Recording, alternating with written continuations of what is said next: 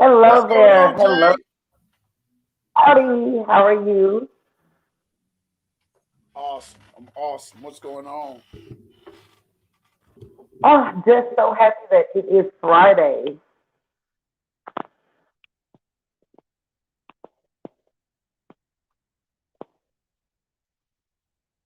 Looks like we have a bit of freezing on a Bishop end. We'll wait for him to get situated there. But of course, I am Elder Elect Jade Ross, and this is Kingdom Conversations. We thank you so much for joining us. And as I said, my name is Elder Elect Jade Ross, and I am here with my wonderful bishop, Bishop Hollie Mayes. And as soon as he gets situated, he will be back with us. What we wanted to discuss today is a position versus a title. And we wanted to discuss that because there's a lot of discussion. There is a lot of back and forth, if you will, about what qualifies a person to hold a position or what qualifies a person to hold their title in church. And really, you can apply that even to your job. We all have had that boss or that person that has gotten the promotion, and maybe we think they aren't quite suited. So you can always apply the things that we talk about to not only your spiritual life, but other parts of your life as well. So, what I want to start with is position. And Bishop just let us know that he is coming back in, of course. Here in just one moment. He's having technical difficulties, which of course we understand. Um, but as I said, we are talking about position versus title. And we want to talk about operation, and we want to talk about what that looks like. And what I want to start with is the positions themselves. Every church is different. Hello there, Bishop. You're muted.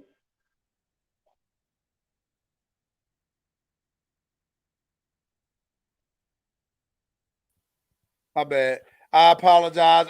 The internet, the little thing died because I didn't plug it up, so it's my fault, y'all. I'm sorry. That's all right. That's okay. That's all right. I was just explaining to everyone what we're discussing, where we're talking about position versus title, where we're talking about what you do in a position, how you operate in it, and how I said that not only in positioning and titling in spiritual or in church, but also at your job as well. And I use the example of we have all had that boss or that person get promoted that we thought was not particularly qualified in our view to get that position. So that's what we're talking about. We're talking about the operation in the position. We're talking about how you operate within the confines of something that you may not be aware of yet. So what I started with was the positions themselves, and what I said was that the positions themselves hold an appeal.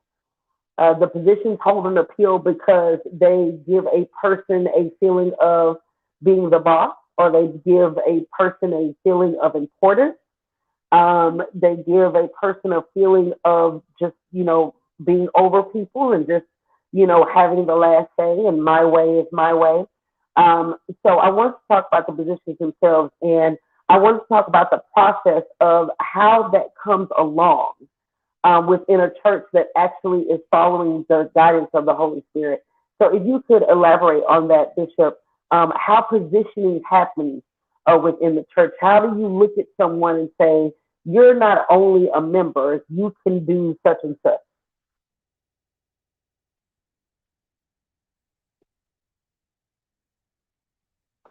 You're muted. You're muted. Mhm. I'm working on it, y'all.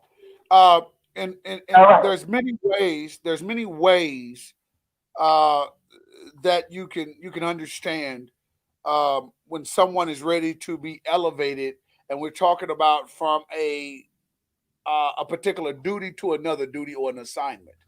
Um, Mm-hmm. Participation, I mean, position is a different dynamic than when you're talking about titles.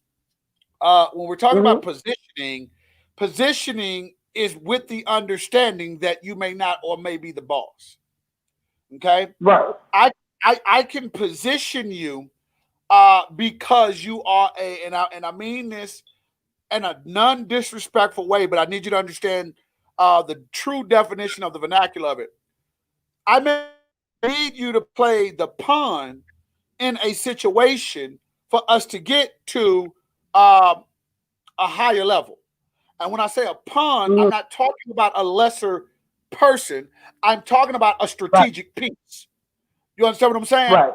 So when we're talking about positioning, I can position someone that I need to do something particular right now.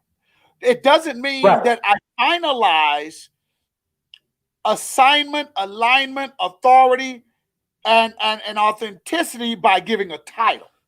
When you give a Right. title, you give assignment, you give a lot of things. But by giving position, let me tell you this. I was taught a long time ago. Position is a learning component of strategy. Okay, Yes.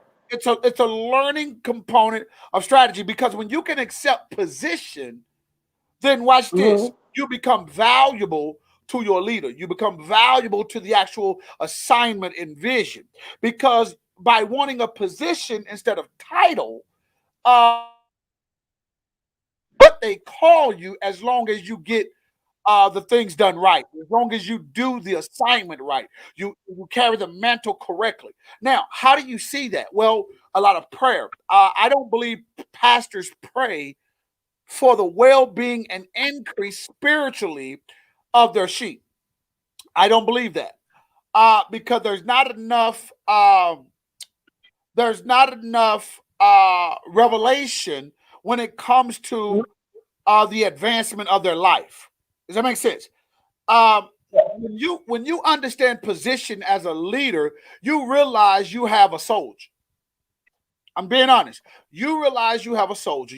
Me and Bishop Robeson was talking so candidly this afternoon, and one of the things we were talking about was core people. Jay, we discussed it a Yes. little bit early on the phone. Core people. Okay. Core people don't need a title, they just want position.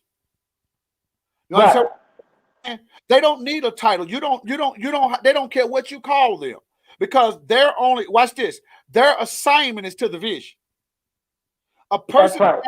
position, their assignment is in alignment with the vision. Because I can put you anywhere. I can ask you to do anything or go anywhere or operate in any manner. And within that, you will receive instruction and education. And your whole job is to get it done. You Exactly. don't care if you're the foreman, the president, the CFO, CEO. You don't care because you're in alignment and connected with the vision. And what you're in position for is to carry out the vision. You don't want no. Right. You don't want to be somebody you're not. You don't want to operate in a manner that carries warfare that you're not ready to handle. You understand what I'm saying? Right. So when we're Yes. talking about position, and I'm gonna tell you this because the Lord just gave it to me. When you can't say position without possession, Oh, yes. Please you explain that. cannot say position without possession. They're spelled almost similarly. And the Mm-hmm. reason why is because when you got good position, you'll possess whatever you want because the leader will give it to you because the leader can trust you. You think I'm lying? Go ask Joseph. When you operate in position, watch this. When you operate Mm-hmm. in position, you operate with possession. So you're going to treat Yes. the position you in like it's yours. Like, hey, this That's right. vision is mine. You're going to accept the man of God or woman of God's vision as if it's yours. So you're operating based on ownership.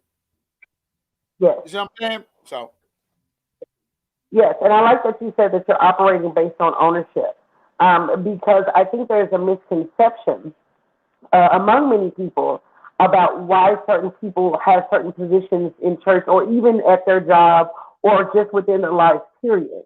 I think with jobs, just to have an example, A lot of times it's based on seniority and who's been there the longest and things like that.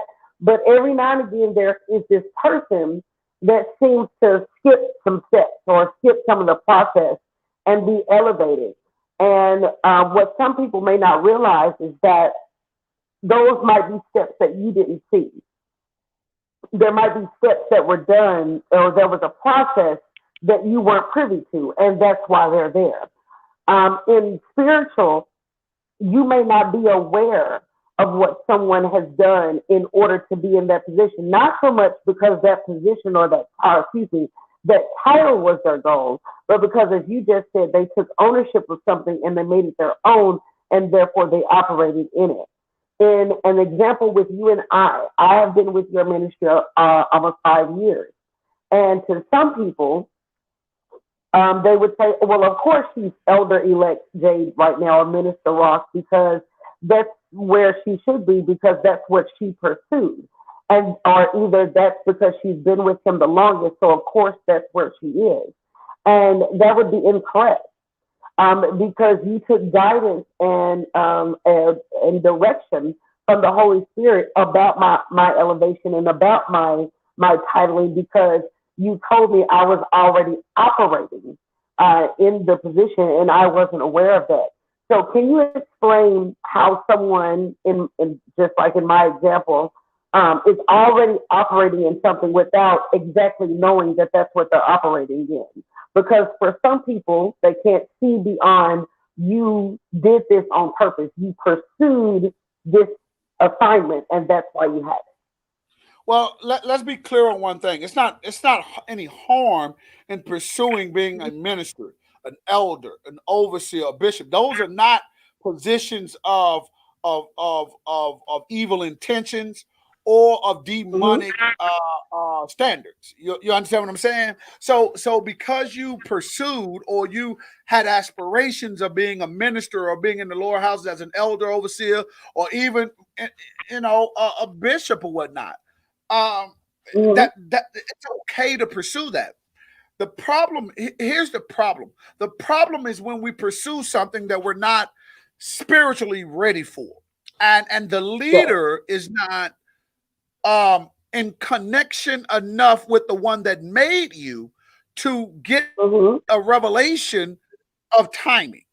And sometimes our timing is different than God's, because God does not look at a limited time, he looks at an eternal time. So you're looking Right. at, oh, I got to make him or make her this before she gets 50 years old, because I don't want her to be no 50-year-old minister. That's going to look all out of pocket. People are going to be messing with her. But that's because we think on an infinite mindset. God thinks on an a finite mindset. An infinite mindset. We think on a finite. I apologize. But he thinks on an eternal platform, because what he does is for the spirit. You understand what I'm saying? Yes. So when you are in a position, it is imperative that the leader is getting wise counsel from wisdom, and we Yes. call wisdom God. We have to get wise counsel, and even though we may think something, I'll give you an example. I there were many times where people will say, "Well, oh, you hold on, excuse me." People may Okay. say, "Oh, well, you're ready to become a bishop," and that's very endearing. That that actually penetrates the emotional part of a person. So they'll be like, "Oh my God," especially Yes. a person with low self-esteem and insecurity. They'll be like, "Oh my God, I'm a Yes. bishop. Oh, I should be this," and they'll skip all the minister, the elder, you know what I'm saying? They'll skip all this other stuff, just because of a title, but they never had position. You understand what I'm saying? Exactly. So Yes. the man or woman of God has to be straight up and honest.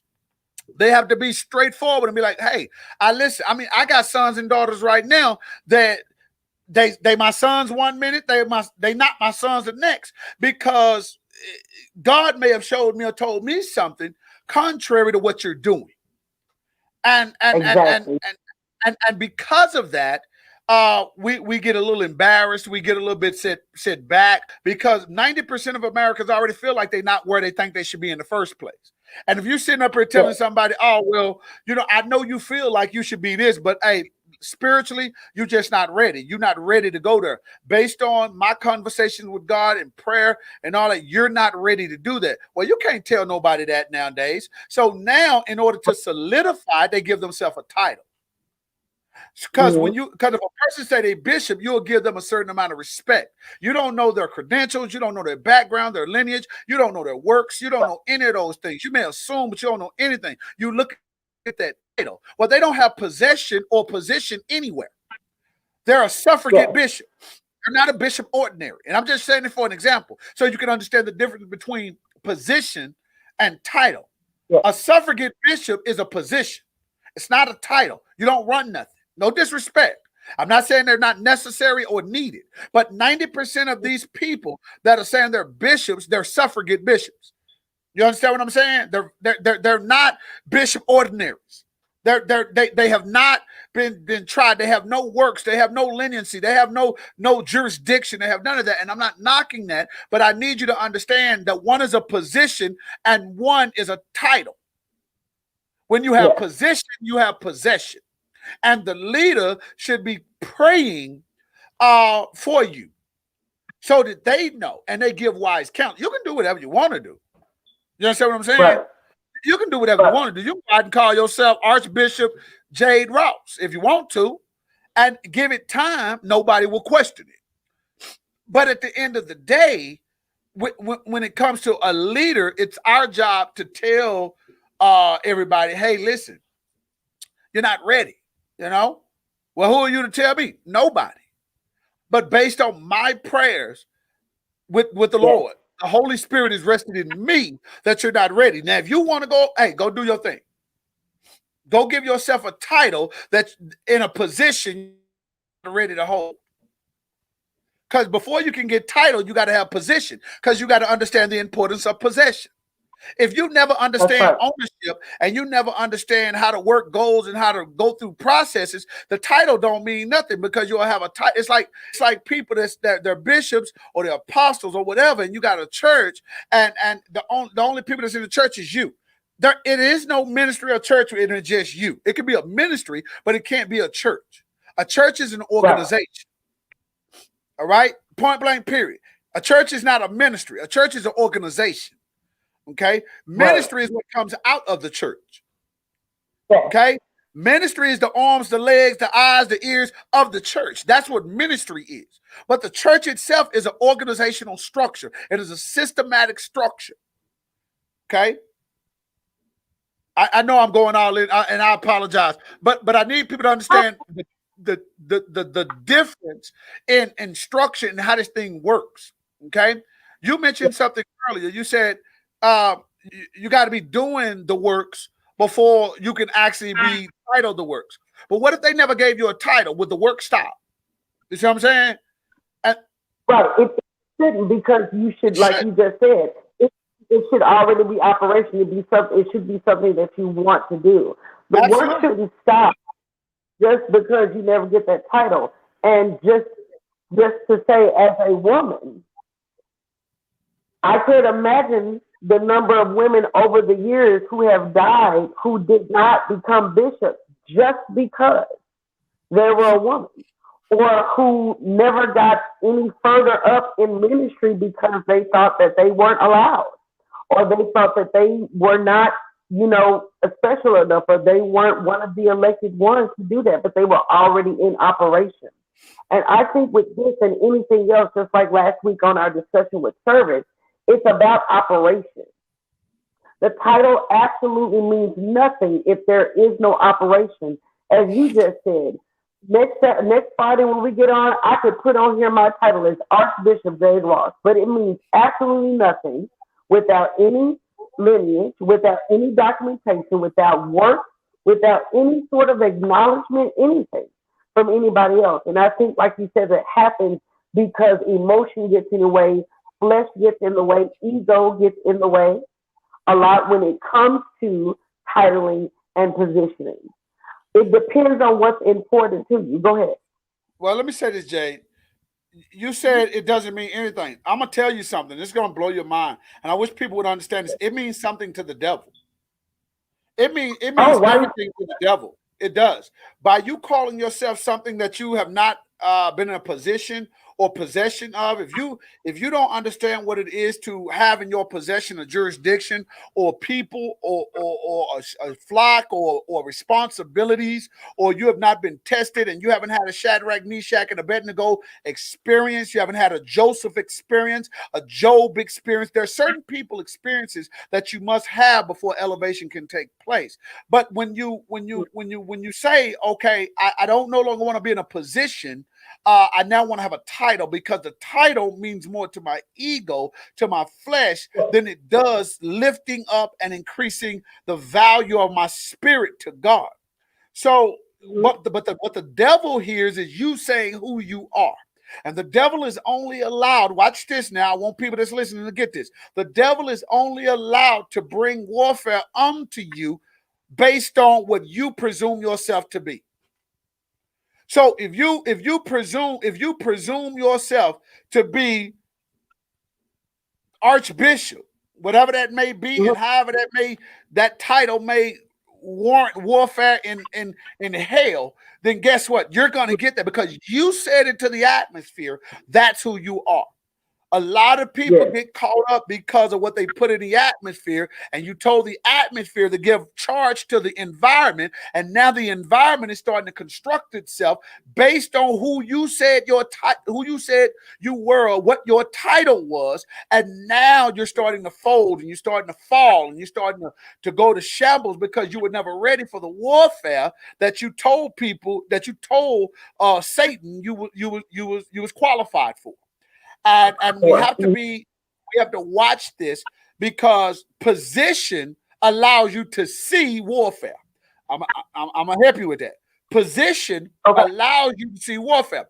As a minister, you are allowed to make mistakes. Watch this, but you are also in a season where you are progressing and growing. So watch this now. Yes. While making mistakes, it puts you at a position to where you are also, watch this now, you're also acceptant of mistakes.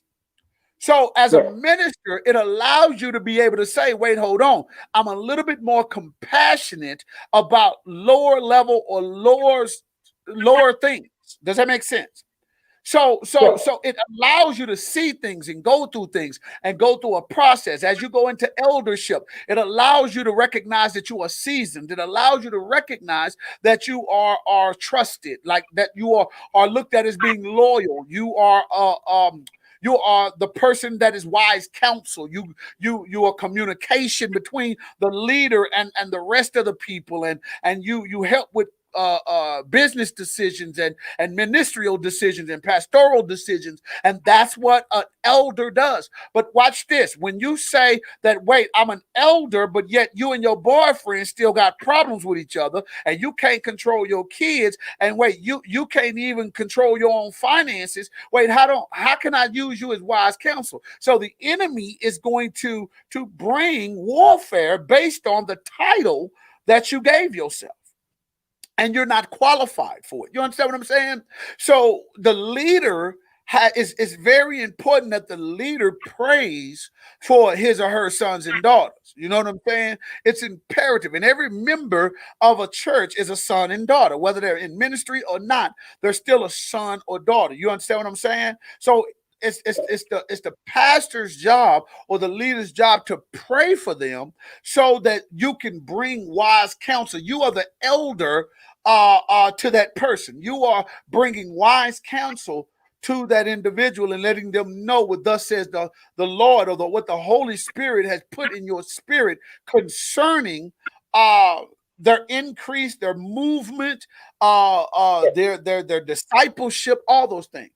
And it's important that we do that, because if we don't do it, you will have a 24-year-old, no disrespect, but you will have a 24-year-old, and I don't care what you say. There is definitely an age, and I promise we'll go scripture for anybody that need it, but there is an age requirement for the higher courts, for the higher houses. There is an age requirement. You cannot be a bishop at 19. I don't care if you started preaching at 6.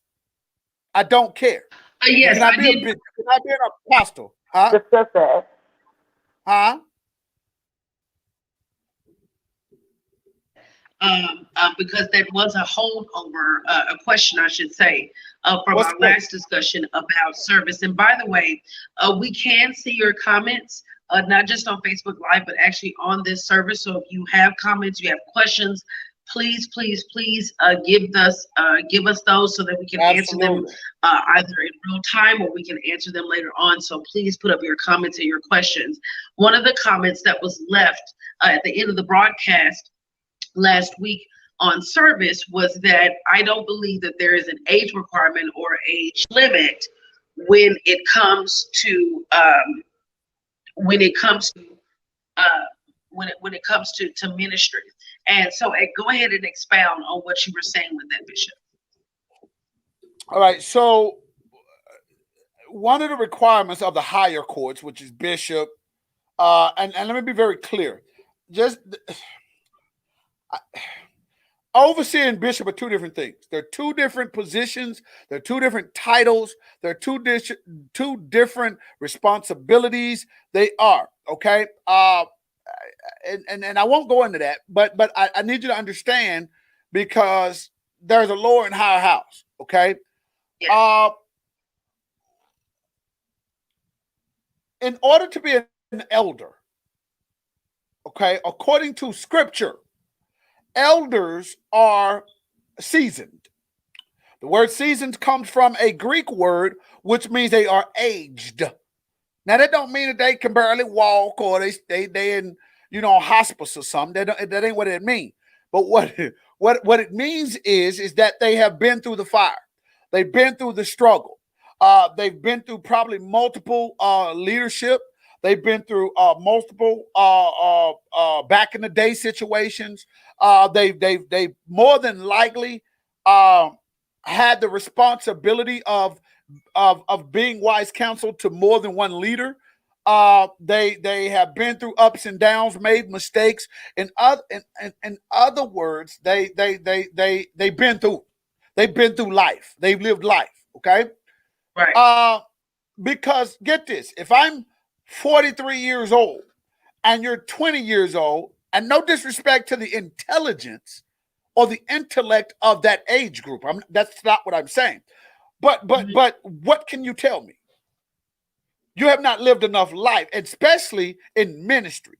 Even if you Yes. started preaching at 5, watch this now, you didn't pastor a church till after 18. That's true. So you didn't even get experience in pastoring or leadership until 18. You understand what I'm saying? Right. So there is an age requirement. Even though, watch this. Why do you think? Watch this. Why do you think that the people were tripping about Jeremiah and Timothy? Because of their age. Now they met the age. They met the age, but watch this. Until they got to the correct age, Paul was teaching. Okay? Exactly. Paul was teaching Timothy. Paul was teaching Titus. You understand what I'm saying? He didn't just throw them in just because they could preach very well. Right. They needed to be able to handle the responsibility of the establishment that God has put you in care of. For people to say that, hey, there's no, and this is the difference between people that have position, because you understand this, you've seen this, you grow up in this, you've been through this, you recognize that, hey, listen, I'm not going to be no elder and I'm 19 and I'm still trying to chase these girls with skirts and I'm still smoking weed and I'm still doing this and doing that. I still haven't experienced life. I don't even want that for myself. Not a person that's in the fire and sees what's going on. When you give yourself a title, you don't get to see what goes on. So you jump in the fire without understanding that it's hot. You understand what I'm saying? Exactly. And that's why, yes, there is an age requirement. Watch this. It doesn't say you have to be 21 to be a bishop. It does not say that, but we understand based on the vernacular that you have to be seasoned. It says based on the vernacular that you have to be of age, sound mind. Okay, you have to have built up a stable relationship with the community and people. That's why it says you have to make sure that you're not a troublemaker. You have to make sure that you're not easy to angry. You have to make sure that your name is not involved in mess. You have to. You understand what I'm saying? Life. You have to be seasoned. You have to be seasoned. You got to be seasoned before you get licensed. That's right. A lot of people, That's right. a lot of people are licensed, which gives you the title, but you're not seasoned. Right. You understand what I'm saying? You're Yes. licensed, but you're not. I need to teach on that. But you're licensed, but you're not seasoned. And because you're not seasoned, you are unseasoned, tapping into unseasoned and unspiritual people, trying to build them while you're trying to build yourself. Yes. You see what I'm saying? Yes, and I think no. Go ahead. I think that goes along with timing as well. Absolutely. Because as you just said, you could be so ready for something or think you're so ready for something that you skip all the steps. And I also think that when you think about, or when you look at position, or when you look at not just titling, but when you look at position, as you just said, you have to also look at the requirements. You have to also understand what it means to be in that position, and not just in that position when you're in service or if you're in the world at work, but how are you all the way around? How are you all of the time? I know that you have said many times that no matter where you are, you're going to garner respect, not just because your physical size and your demeanor, but because you said, I'm bishop everywhere I go. And when you go ahead. No, go ahead. And we had that discussion because I asked you, how am I supposed to be Jade but be an elder at the same time? How am I supposed to be Jade but be a minister at the same time? Just like I asked you, how are you Hollie and you're a bishop at the same time? But go ahead. Well, first of all, I'm Hollie all the time more than I'm bishop. Okay, bishop is an ecclesiastical title. It doesn't tell you who I am. So right. I'm Hollie because that's who I am. It's easy when you know who you are. It's easy. You see what I'm saying? When you know who you it's are. Easy right. when you know who I know who I am. When it's time for Hollie to put on his occupation, and it's time for me to be bishop, because bishop is my occupation. A lot of people don't look at it that way, but I work as a bishop. And because I work as a bishop, I'm in position. It's not a title. I'm in the office of bishop, which means I operate on a day-to-day basis when it's time to, when it fits within the constraints of the occupation. Now, watch this. Right. Bishop and being a servant of God are two different things. Yes. Okay. All right. And this comes with position. You understand it with position, because you understand before you're anything, you are a servant. You're a minister. All right. So every single day, all day, I'm a minister. Okay. I have to be able to infuse that into being Hollie, because that has to be a part of my DNA and my character. You understand what I'm saying? That part right there is what makes you connected. Being a bishop doesn't connect you with God. Being Thank you for saying that your title doesn't connect you. Yes. It does not connect you with God. Okay, if anything, it connects you with society and how they view you, and that's really what it does. But it does not connect you with God. However, your position. Let me tell you what. When you kneel down and pray, that's a position. When you lay out and prostrate, that's a position. When you raise your hands and give God glory, that's a position. So you have to understand the value of position. Position is it does three things. Position allows you to wait for instructions. Position allows you to receive instruction, and position allows you to thank for instruction. Okay, that's what position. When you are a servant, you are waiting to get instructions from that person that you serve, that entity that you serve. You understand? It doesn't matter whether you're a bishop. So me being a servant and Hollie have to be on a day-to-day basis infused, not Hollie and bishop. Bishop can stay at the office. Right. That only comes when jurisdictional situations and come about. But that's not who you are. The apostle, that's not who you are. Okay, that's a title. That's a Right. title. Right. None of the apostles in Acts, none of the apostles called themselves apostles. Apostle is an action word. It's not we made it a title, but apostle is actually an action word. Okay? It's a verb. It's what you do. By me calling you an apostle, it tells me what you do based on, watch this now, who you serve. Oh yeah, I like that. Based on who you You serve. understand what I'm saying? Mm-hmm. I call you Apostle Peter because, watch this, based on how you operate and the things you do, it lets me know that you are a disciple or a servant of Jesus Christ. Yes. You understand what I'm saying? Just Yes. because you're an apostle or a bishop, that doesn't that and don't get me wrong, I'm not saying it's not needed. Okay, it is, because we should have control. Titles are given for jurisdictional control to let people know who's in charge, the ranking structure. I understand that. But title without the understanding of position is dangerous. And that's why you got preachers. Well, let me not quit saying preachers, because anybody can be a preacher. But that's why you got pastors, shepherds of a full congregations getting caught up in scandals, getting caught up in every single day on YouTube. There's a pastor that got caught up doing something you ain't got no business doing. And the bad thing about it is, it's not like you did it for the first time and just got caught. You've been doing this for a long time, and the chickens that came home to roost.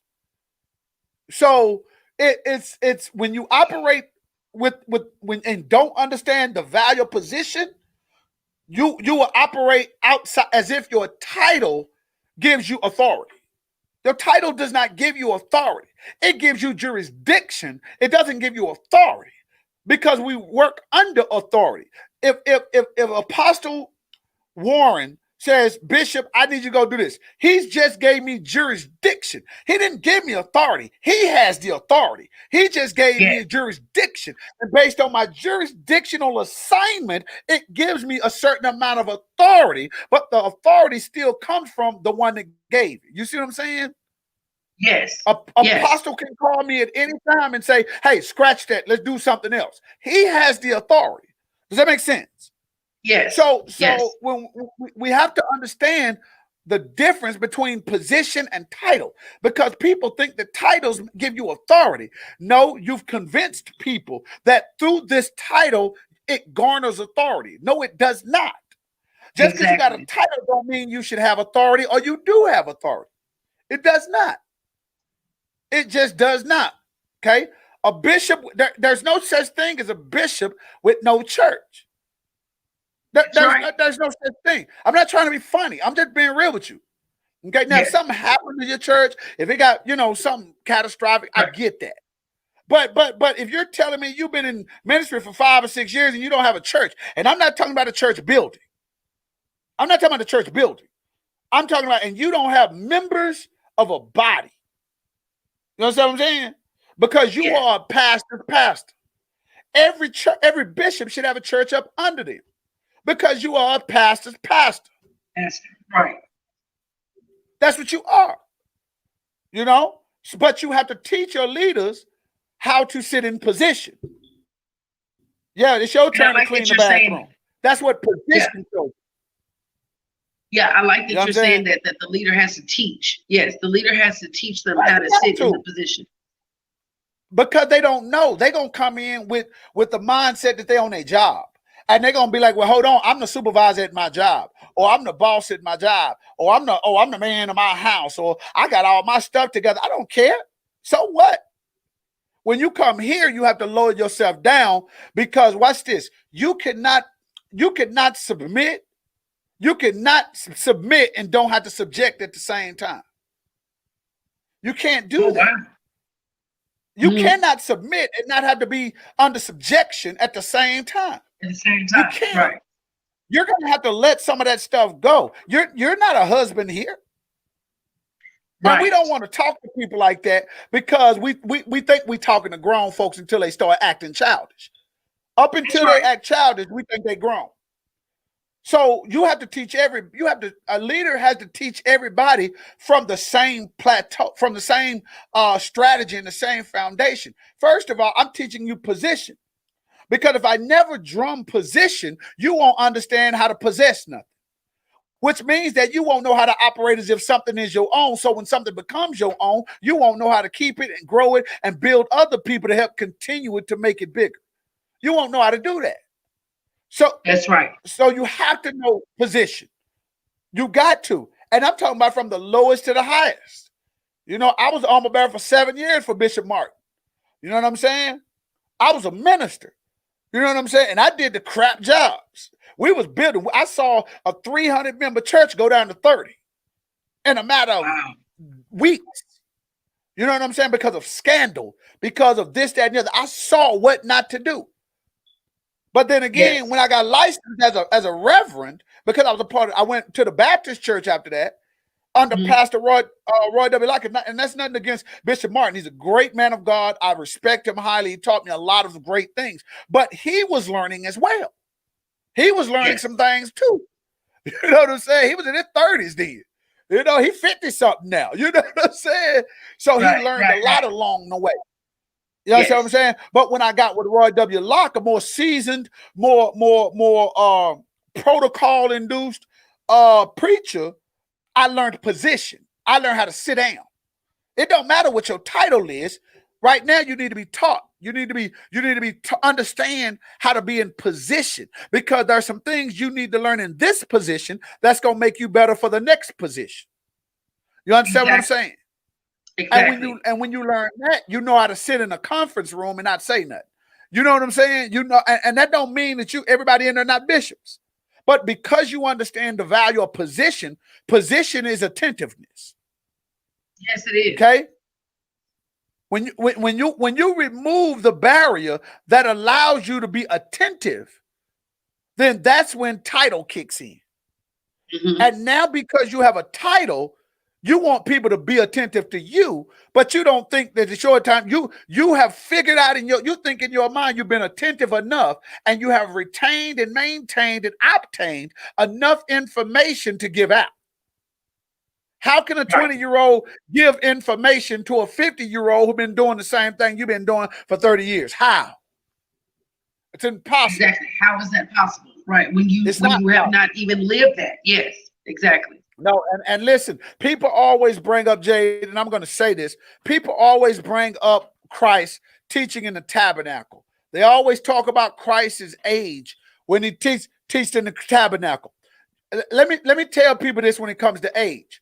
First of all, let's be very clear, because we're not in Leviticus. Okay, we don't operate under the Leviticus mindset. We don't operate under the Leviticus society. We don't do that. So if you go sleep with a 15-year-old today, son, you're going to jail. To jail. You know what I'm saying? You go marry a 13-year-old today and see what ends up happening to you. Okay? So let's kill the understanding of age progression. We don't do that anymore. There are certain things you can't even get a job till you're a certain age. You know what I'm saying? Because they assess responsibility and maturity at a certain age. You understand what I'm saying? When it comes to dealing with legal matters. All right? Yes. So what people don't understand is ecclesiastical structure, which is, bishop, apostle, overseer, or supervisor, whatever they call, you know what I'm saying? Those are governmental positions. And people don't understand that.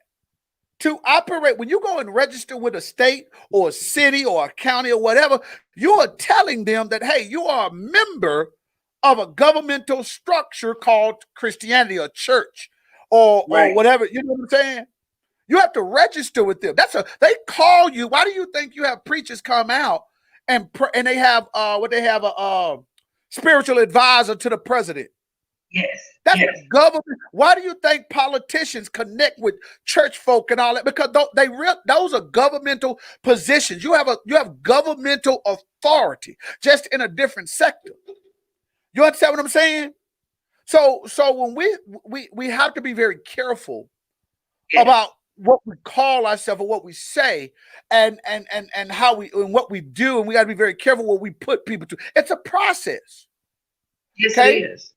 It's a process. You know what I'm saying? It is. It's a process. you know, and we have to learn to operate and live in the process. Yes, and I So like what you're saying about learning to live and learn in the process, because I think a lot of times people look at the process as a slowdown, or some right, people look at the process as something that's beneath them, or the okay. process is something that they don't really have to do because they've already been through so much. And just as a last point here, can you say the difference in what you, as you were just talking about with your life experience, how that prepares you in one instance, whereas in another instance your life experience has nothing to do with that particular position? It's just all Uh, spiritual. It just is all the revelation in the study. well, let's keep it 100. I mean, my life experience is what prepared me to deal with church folk. Let's just keep it real. Yes, I go ahead. mean, you know, church folk, some ignorant folks. They just, I mean, they can be. I mean, they're great. Some of them are great, you know, but non-church folk are ignorant folk, and some non-church people are great people. So Right. it's you know, I mean, it is what it is. You know, tomato tomato. But at the end of the day, the reason why experience is needed is Mm-hmm. because your mindset deals with situation and Mm-hmm. circumstance. That's the value of really, at least for me, what I've been through in life. It allows me to be aware. I understand people use a word called paranoid, but let me explain something to you. Paranoia is not a psychosis. Okay, paranoia is not a clinical psychosis. Paranoia is watch this, is a residue of what the mind has went through or what the person has went through. I'll give an True. example. If you've been shot before, every time you hear a loud bang, you're attentive. It don't mean you're finna hit the deck talking about incoming. It don't mean that. It just means Right. that you become more aware. You become more attentive. Say you used to get into a lot of fights and you accidentally got stabbed. Go to the club and let something pop off, or let a group get, or they look like they about to start. You leaving. It's it's that's called paranoia. But that paranoia is not a psychosis. It's an understanding that what happened before can manifest now. So now I have a premeditated exit strategy if this Right. situation shows itself again. That's Mm-hmm. all it is. I'm not paranoid because I'm scared. I'm paranoid because I'm aware. The Right. paranoia is awareness. So what I've learned, and but I learned that from the church through experiences in position, the position of a Yes. minister, a servant, the position of an armor bearer, the position of of a reverend, the position of an overseer. I've learned uh, a lot of things through going through the process. And that's really what it was. It's just a process. You know, it And you wasn't that, learn oh, at because each Bishop, step in the right, process as well. absolutely. You're Yeah, supposed absolutely. to grow. Yeah. Well, and here's the deal, Jay. You got to grow you too. You know what I'm saying? You got Yes. to, let me tell you, I never, people will tell you about me. I don't call my spiritual father every day. If I call him to check on him. But he's busy. I don't call him to gain knowledge over things I can watch him do. That's true. You understand what I'm saying? See, Yeah. my spiritual father understands that I'm a watcher. I'm a good Yeah. talker, but I'm a watcher. I don't need to call you like, yo, Pop, hey, man, I saw you doing this. I'll just watch you good enough. When you watch somebody closely enough, you don't have to call them every day. True. You understand what I'm saying? So for me, I learned how to sit back and just watch my leader. When I had my good leader like Apostle Warren. So Mm-hmm. as I watch Apostle Warren, I'm a bishop watching his apostle do things, not only just personal, but business things, ministry Yes. things, how he treats his staff, how he treats his family, all those things. You see what I'm saying? And I'm taking notes. I'm taking notes. That's when the bishop is no longer bishop. That's when the bishop is now the minister. I see what you're But you saying. don't understand the reversion of that Mm-hmm. until you've been through it before. Until you Right. understand, based on your, it's best to be a good listener and be a good watcher than a good talker. You understand what I'm saying? Because when I hear him say things, when I see him do things, I bring them back to my people, or people will hear me say them again, but they'll be like, well, man, I wonder where Bishop got it from. Well, I probably got it from my leader. You understand what I'm saying? I probably got the mentality or the direction or the revelation from him. Through him, God gave me revelation. You understand what I'm saying? So, but that comes from being able to have a long life of position, of sitting down and chilling. You know what I'm saying? And you know that's what you have to do. Now, watch this. Some things ain't got nothing, like you said. Some things don't have nothing to do with title or none of that. I tell everybody, man, listen, I'm a man first. Okay, exactly, you run up with that. You run up with that crazy stuff, man. Hey, it's gonna be a bad day for you. I'm just gonna let you know, and you can come through with all that old rah rah. I ain't even trying to hear all that. You understand what I'm saying? So I'm a man first. You know, we can talk about it. We can discuss it just like grown men. You can come as a grown woman, but you get out of pocket. Then you can leave all that pastor stuff and all that bishop stuff. And oh, I thought you were saved. I'm still saved, even if I put these hands on you. So, or if I pull this pistol on you, I'm still saved. You understand what I'm saying? And you can't refute that. You understand? It's up to me to go and repent for what I've done. But that ain't gonna do nothing for what my flesh about to do to you. You understand what I'm saying? So that's a reality. You can't. I would like for us to be able to believe that just because we're a bishop or we this, oh, that means that you don't get an attitude no more. You don't want to knock nobody out. You don't want to cuss nobody out. You don't want to take a shot every now and then. You don't want to hit a joint. That's ludicrous to think that just because you have been elevated really in the eyes of people, because God don't care nothing about no bishop or none of that. If you're a bishop and you're doing the work of a bishop, you should do it whether you're a minister or you're not, if God gave you resources. So at the end of the day, God don't care nothing about your title. You understand what I'm saying? He gonna look at the heart of the man. You know? Yes. So we got to start being honest with who we are and what's going on within us. Because as we try to heal people, we also need to be healed. So there's some things that your title ain't got nothing to do with that. You go and sleep with another man's wife, or you go sleep with another woman's husband or whatever, you know, that ain't got nothing to do with your title. Nothing. You understand what I'm saying? Nothing whatsoever. You got a boyfriend and y'all shacked up at the crib and y'all having sex and got kids out of wedlock. You can say, oh, well, this is 2021. Great, but tell it to God. Exactly. And that ain't got nothing to do with me being bishop. That got something to do with me knowing the word and you claiming that you obey the word too. Now, if you say you ain't obeying the word, I'm not going to hold you to the standard of the word. But if you sitting up here acting like you this, that, and the other, but we catch you in a crossfire, then guess what? I'm not convicting you or judging you, but I can come at you with the word. I'm supposed to. And the problem is we got people that want to use their title but don't want to use the word. Yes. That's why I say that when it comes to having a conversation with a Christian and we're talking about Jesus Christ and we're talking about deliverance and we're talking about building and growing in just that right there, my title don't mean nothing because we got the word of God. The word of God does not give you jurisdictional control. That's right. It doesn't. When you read the word of God, it doesn't say a bishop will read it more fluently and more efficiency than a minister. It doesn't say that.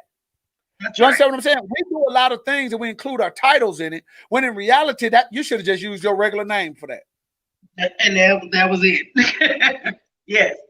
Dude, you didn't even have to throw bishop. Man, you didn't even have to put that you was a doctor. Just Hollie. Now, my name is Hollie. I don't even introduce myself as bishop or doctor. I introduce myself as Hollie Mayes. It still don't sink in to me that I have a doctorate degree going for another doctorate degree.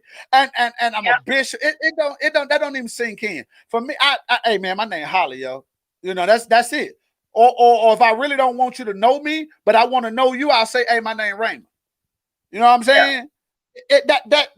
I don't have to trigger the intellect of a person or the status of a person by saying I'm Bishop Hollie Mayes. That did nothing for a person that don't care nothing about the church. Exactly. You can't go. Exactly. You can't go to the block and tell somebody I'm Bishop Hollie Mayes. Nigga, they don't care. They don't It makes care. no difference So, whatsoever. it makes no difference. So we have to understand the difference between position and title. We got to understand when one is more connected to God and one is more connected to people. We have to understand, wait, hold on, leaders, what are we teaching our people? What are we teaching them assignment? But before we teach them assignment, we have to teach them alignment. Now, watch Yes. this. If I teach you assignment and I teach you alignment, there has to be an arraignment. Ooh, Okay. and you know what? That will be next week. That will be Okay. next week, right there. Assignment and alignment. Okay. Yes, we will go over that even more so because I'm telling you. I really, really want people to understand the concept of assignment. Most of the time, when you say assignment and alignment, people want to know what that means. People want to know what that encompasses, what assignment is, and we will definitely, definitely get into that next week. God say the same. Or actually, will we be in San Antonio next week? We'll be in San Antonio next. We probably still wait. Hold on. Let me see. Yeah, we'll be in San Antonio next week. We'll be at the We Sears might still conference. find a way to do it. We won't. I promise you, we will We not won't? because Okay, we won't. Friday Bishop Munnerlin is preaching. That's right. Okay. Yeah. Well, so- the very next. Go ahead. Oh, the Friday after that. Yes. Okay. Yes. Yeah. So but, hey, yes. So guys, I did. let me say this: the Sears conference is going to be in San Antonio, Texas. Next week, Friday, Saturday, and Sunday. Man, it's going to be crazy. Bishop Munnerlin, God bless you. I appreciate you and Lady Munnerlin. Thank you so much for trusting us with the assignment. And we pray that God concurs and somebody gets delivered and set free during that conference. But we will be in San Antonio, hopefully Thursday evening. But if it's Friday, we'll go with Friday. We'll take that. But one thing I do want to say real quick, Jade, Mhm. in that assignment, alignment, and arraignment, I had to say that word arraignment because a lot of people don't know what arraignment means. Arraignment Yes. is what you call a prelude to the bigger picture. Okay, you got a lot of times we want the bigger picture without seeing a smaller version of it. Yes. You understand what I'm saying? We want the whole thing without understanding how we react to the smaller version of it. Don't you understand? If you gave me $1 million right now, I would screw it off. Not because right I up. don't understand what to do, but I'm not in a good habit of doing the right things with that type of money to make it grow. So watch Right. this. Don't give me $1 million. I never pray to God to give me $1 million. I say, God, give me the resources and the wisdom so that I could operate in a manner that you could trust me with a little bit. Let Yes. me get this little bit right. And then, hey, I'll be bold enough to ask for you to trust me with more. But I'm not going to ask That's you to right. trust me with something I know I'm not ready for. That's right. Just because I'm trying to look good for somebody else. You understand what I'm saying? So you Yes. got to keep your position. You know, how many times a person, declare and witness to me that I'm an apostle or hey, you got apostle. I get it. I hear you. But at the end of the day, you got to know better. When you respect the title, let me say this: when you respect the title and you understand truly how first of all, how the title places you with God. That's Yes. first of all. And not just with God as a connection with God, but also with God in connection with the things of God. When you understand that, and you say, "Oh, I'm a bishop," and you're now telling him, "God, I want to handle your international affairs. God, I want to handle your governmental affairs." When you start saying that, hey man, listen. But you don't want that. So you got to say, God, listen, I tell you what, let me handle my stuff. Okay? That's it. I don't give me somebody else. Let me be able to handle me. I'm not talking about Jade. I'm not talking about Mr. Mathis. I'm not talking about I'm talking about me. And if you deem me doing a good job of me, then allow me to expand to Jade, then to Ashley. You understand what I'm saying? Yes. Too often we want to be in control of people that require more than we're able to give. That's right. Yeah. And that's the difference. But anyway, hey, listen, it's a fine line. It's a fine line. It And is. we have to be very cautious of how we approach that line. because everybody's so member conscious. So everybody's saying, hey, listen, we need to grow our membership. We need to get bigger.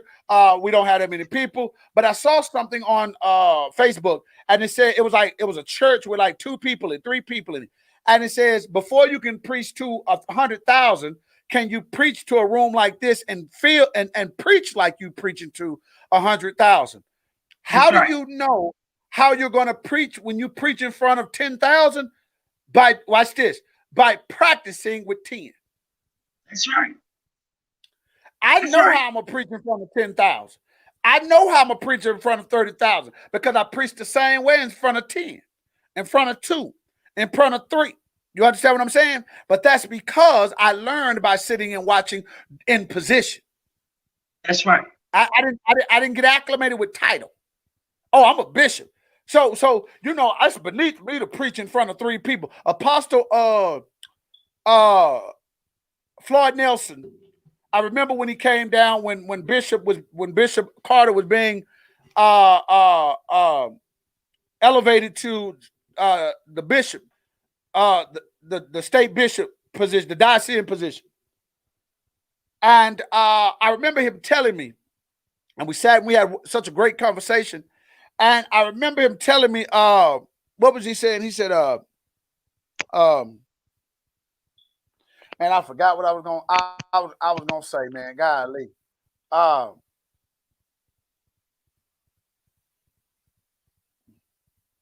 Man, I forgot what I was gonna say. It was some noise that was going on over on the side.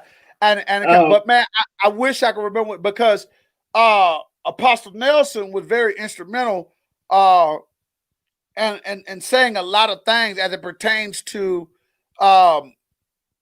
knowing who you are and not trying to be bigger than who you are. You know what I'm saying? He was I know what it was. I got it. He told me, he said, listen, he said, son, I said, Apostle, man, when you gonna come down and preach for me? He said, whenever you invite me. I said, well, Apostle, I can't afford you. He said, but I can. This is an apostle, preached all over the world, highly respected. Okay. He says, I said, Bishop, I can't afford you, man. He said, but I can. I can afford me. I didn't ask you to pay me down there. I asked you to pay me to come be a part of your growth. Apostle Greaves do the same thing. Apostle Greaves, hey man, listen, book me a hotel and I got it. If you can't afford me to, I'll come anyway to support you. Right. That's the way it should be. That's the way it should be. That's leadership. That's leadership. But he told me, he said, it does not matter how low you are. It does not matter how many people you got. The assignment is still the same. He said, I'll come and preach in front of 3 people. I'll come preach.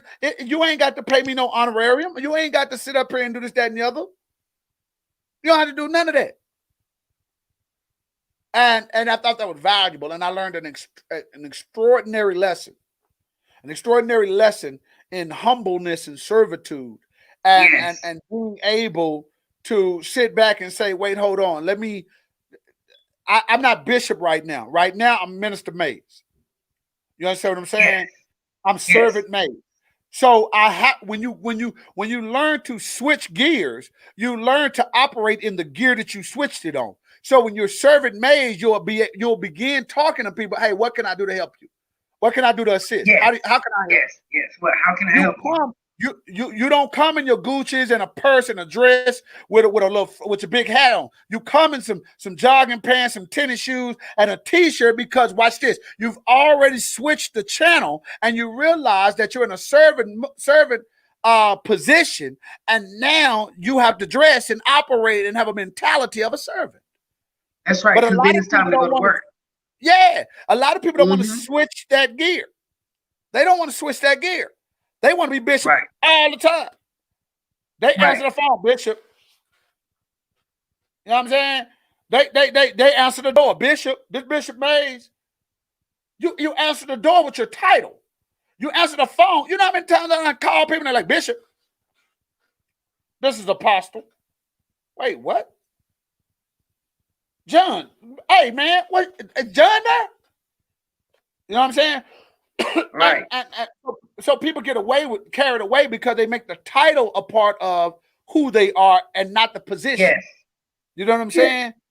saying? Not who God needs you to be, which is that servant to carry. He don't need you to be a bishop to carry out, an assignment in the kingdom. Exactly. You see what I'm saying? Exactly. He don't need you to be bishop. He don't need you to be apostle. He doesn't care. Okay, that's only for down here, That's right. and we have to understand that. We have to understand that. That's true, sir. We got one more. That's We true. got one more question, Jade. I'm sorry. We got time for one more question, or one more situation, if you got it. That was really where I was ending it up in talking about that because, and I was actually going to say that that this discussion also ties in to our discussion last week about service. Because you Okay. are in servant mode. You do have to serve, even when you become bishop, even when you become apostle, it is still in servitude to God's vision. It is still in servitude to God's people. You never Right. stop serving. Right. A lot of times people will ask me what I mean when I say, like for instance, we're going to San Antonio. What I mean when I say this is not a vacation. I'm not going on a church trip. I'm going to work. Absolutely. Or a convocation or the workers meeting or the ECA Alliance summer session. We always say we're going to work. And the reason why we say we're going to work is because we're working for God's people. We're working for God. We're working to ensure that the vision goes forth. As something Bishop just said to me on Sunday, on this past Sunday, is that the mission is Jesus. The assignment is Jesus. It's not Bishop Hollie. It's not Elder Jade. It's At not all. the elevation of me at all. All of that comes through man-made stuff. All of that comes through for man. What comes through for God is your service. What comes through for God is your obedience. What comes through for God is you taking on the mantle and taking possession of what He gives you, and you working it down here. That's all it is. Well, And that's all it is work. Go ahead. No, I completely agree. I agree with you. I mean, listen, I get it. I'm gonna be real with you. I don't know if I told you. I thought it was you, but I might have told you or Cashmere. But people think it's crazy. Let me say this. Okay, Jade, you ready for this one? Okay. Mm-hmm. And this is they need to hear this. They got to hear this. Okay. People will come to you and say, "Oh, I'm a postal worker, or I'm a lawyer, I'm a doctor," and they bring you these careers or these jobs, and as if that job is worth more or esteems a person more than me saying I'm a pastor. But Right. when I tell people my job is a pastor, my job is my wife. Hey, my job is a pastor, not necessarily a bishop. You know what I'm saying? That's a component of my job. You know what I'm saying? Right. That's the position I'm in my job. But my job is a pastor, okay? Because I am a servant. That's what links me as a servant and a connector to God. You understand what I'm saying? And because Right. I'm a pastor, I have jurisdictional control over a Right. fact that God owns. I'm no more than a landlord and a supervisor. That is it. I am not. I don't run nothing. Okay. So, but that's my job. That's part of my job description. That's part of my job requirement. Okay. And I learned from my job by being in various positions. One of minister or servant, stayed there a long time, and then various escalated positions. Now, watch this. When I tell a person, Jade, in my assignment and my job description is paid, get this now, at least 6 figures every year. I'm just telling you. Yeah. The average bishop, okay, makes over $100,000 a year. Okay. Now, People don't want to talk about that because society has crippled our mindset into believing that just because you're in the church, you got to still be at a low level of society. Yes. When the Bible tells me that if any man be in Christ Jesus, he is a new creation. So anything that bonds or bounds me or connects me with society is not a new creation.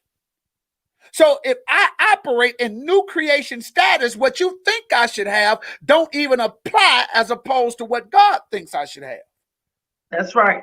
So that makes it, when you look at that mindset, which is when we're talking about the renewing of the mind, it's talking about getting back to the original mindset that God needs you to be in to carry out the mission or the assignment He's placed with you. Okay, placed within you. Okay, that's right. Me making $100,000 ain't got nothing to do with the assignment of God. No, it just doesn't. It has something to do with the ego of people. That's all it has something to do with. And the reason why I mention this is because when you get to a level and you combine title and position, then and you're operating as occupation. Then guess what? When you're operating in occupation, when you get up in the morning and you go and you kiss your family goodbye, you put on your suit or whatever it is you do, and you come to this office and you do business that particularly pertains to the position, which connects you with God, and watch this, the title, which is giving you jurisdictional control to do what you do in a manner of doing it, or that it needs to be done in. Does that make sense? It needs to be done. So you're operating and watch this as an occupation. That's why we wear our collars, because it is the uniform of the servant of God. It is the uniform of the clerical body, the ecclesiastical body of God. Okay, the priest. That's just the uniform they wear. Okay, so if that's the case, let me ask this. When you get to that status, spiritually, psychologically, whatever, what is the compensation? Wow. What is the compensation? How do you compensate someone who is on another level than you? That's a great question. Think about this now. I want them to understand position and title. We got to get this because, and I know we're going over, but this is pertinent information, Jade. Watch this. When you go to someone and you say, hey, what do you do for a living? And you say, oh, I'm a lawyer. Okay. I'm a lawyer. And I'm not knocking lawyers. Okay. My wife will be an excellent lawyer. But you say, oh, I'm a lawyer. Okay. You defend people. Okay. And sometimes you defend bad people as if they were. Okay. You work for a corrupted organization called government. All right. You just do. That's just a fact, right? Okay, cool. So, and they pay you $100,000 a year. But here's what I do, okay? I have to get phone calls in the middle of the night telling me that some child just drowned, or that some woman just had a heart attack, or someone just committed suicide, and now I got to get up out of my bed because I have family, and I got to either go over to the hospital or either go over to the house or either be on the phone, and I got to listen to a family grieve and hurt. And I'm not saying I don't enjoy it. I'm just letting you know what it is. I got to do that. So watch this. Who's in a more uncomfortable situation than you? Me or you? Right. You see what I'm saying? Number two, if I don't get it together and help you get it together, I get charged double what you get charged. So you might get manslaughter 1. I got to go man 2. And I got to double the sentence. So you get out in 5, I got to do 20. But I didn't teach you correctly. You understand what I'm saying? So when people want to know what justifies occupational salary, look at what I have to do and look at what you have to do. And I'm not comparing who's a better person or that's not what I'm talking about. But when you mix position and title and now understand it's occupation, which means this is what I do every single day. Right. A title may be something you have every day, but it doesn't tell me what you do every day. That's right. I make money as a bishop or as a pastor because of what I do every day. Not because of what I say, Not because of what my title is, it's because of what I do. Right. You understand what I'm saying? Yes. And as society, we got to learn to support. Now, if you got a pastor who ain't worth a quarter, he a piece of crap, then hey, hey, I get it. That's something different. But you can't get mad at me because of what I do. Do you understand what I'm saying? Yes. Mm-hmm. So we got to get out of the separation, the idea of the separation of title and position. They need to be combined. If you have the title, I should have no question about how you operate in the position. That's right. It should be no question.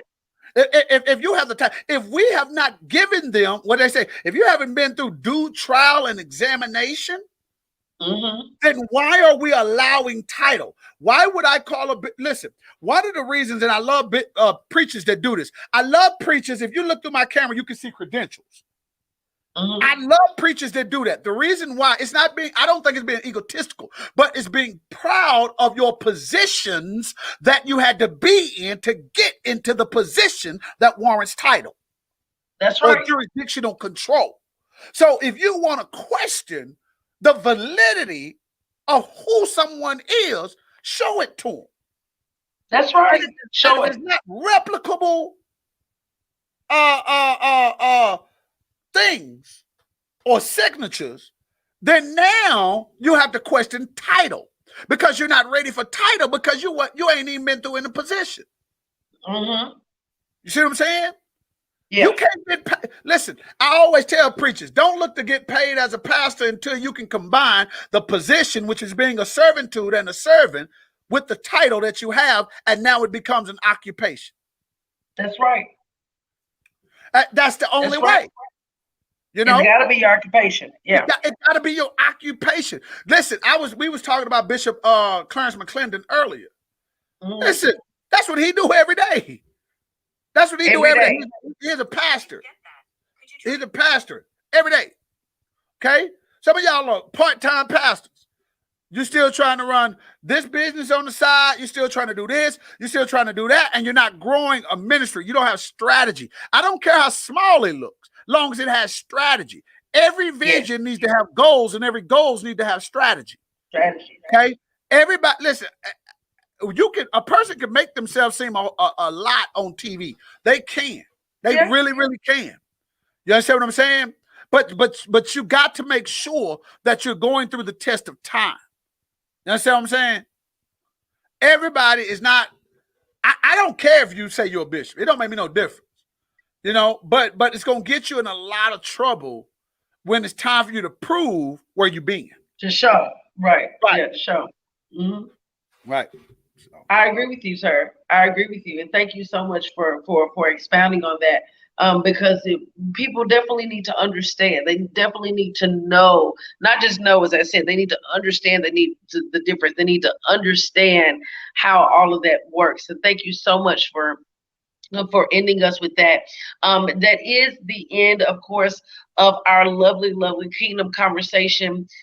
If this conversation, or if our services, or our Bible Institute, if any of these things have served you, if they have helped you, if they have uplifted you, if they have changed your mindset, please do so into this ministry. We would love to have you partner with us.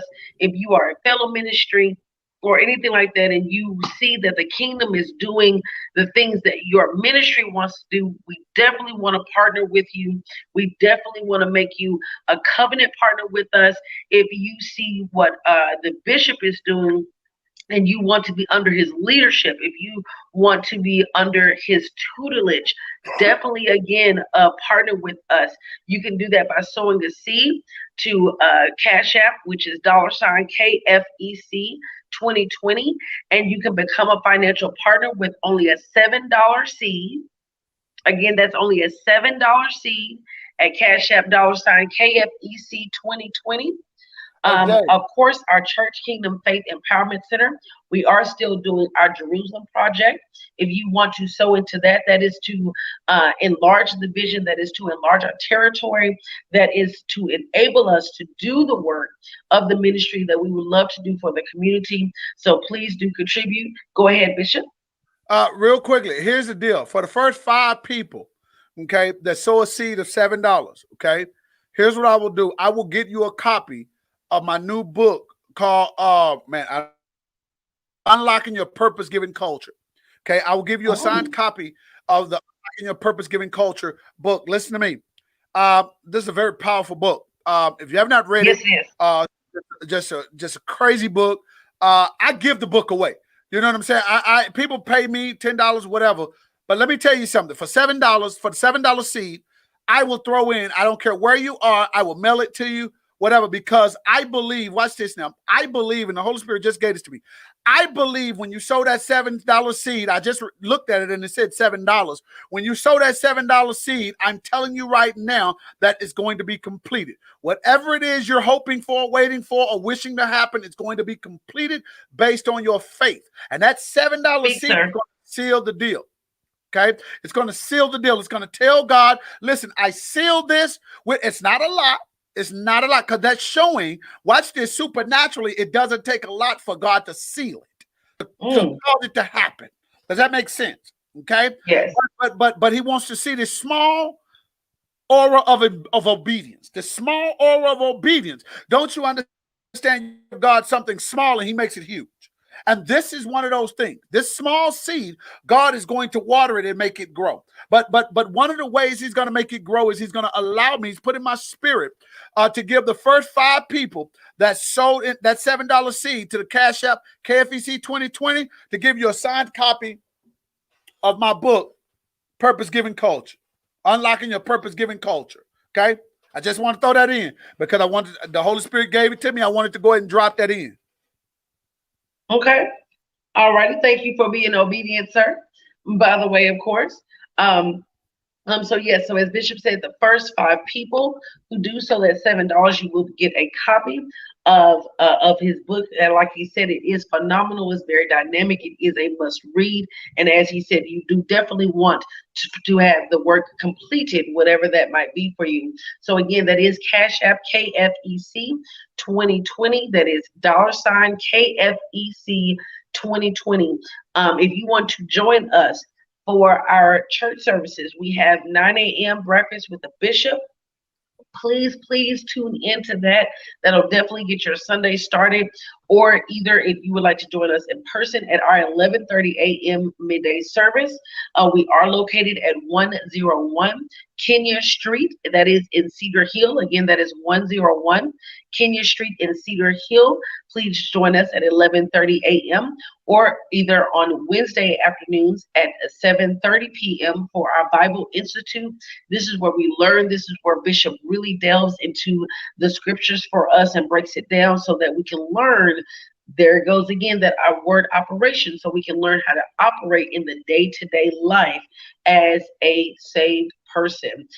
So there's that. And then, of course, we have today, which we have our Kingdom Conversations, which happens every single Friday.